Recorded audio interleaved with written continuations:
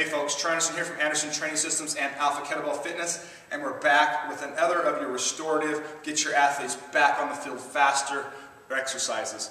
We've talked about several others. This is one of the newer ones we've added to the fold just because of some of the components it brings to us as allow us to work progressively down the range of motion. This would be something that's going to be looking at getting kind of some balance in the hip area, as well as working on getting that posterior chain extended, and also bringing in a component of some of our shoulder kind of reintegration drills that really start in the beginning. So we're going to combine the double rack or goblet. I'm going to show you both.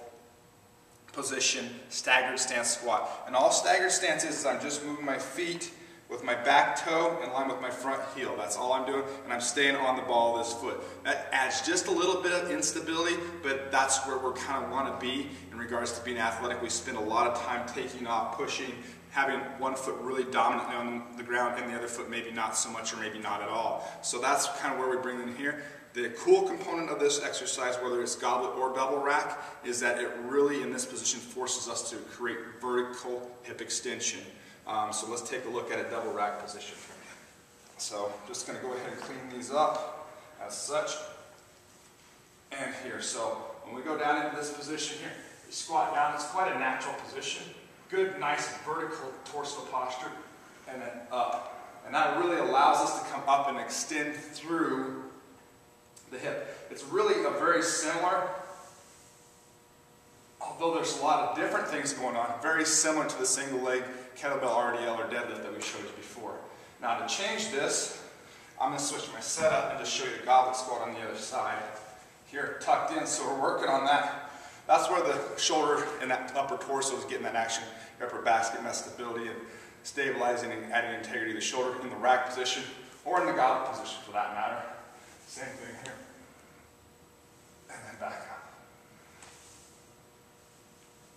So, although our athletes are coming into us to help get their shoulder or their hips or their hamstring or their groin, whatever it may be, and try to recover that fast, we also want to have as much kind of killing more birds with one stone as possible, and that's what a lot of these exercises allow us to.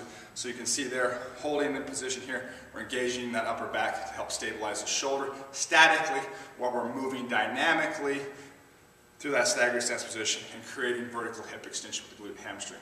Awesome drill. Can be added a little bit later because that instability, although it doesn't seem like much, moving from this to this, that instability component for some of the athletes, depending on their injuries, will be a little bit further down the line. But this is a really cool drill that allows you to kind of, like we said just a second ago, kill a lot of birds with one stone, access a lot of musculature in a really, really good way, and add integrity to the athlete's movement abilities. So this is another one of those exercises in our series. We hopefully you enjoy this one. It's brand new. We've been using it, and it's working out real perfect. So we'll talk to you very soon with some more in this series.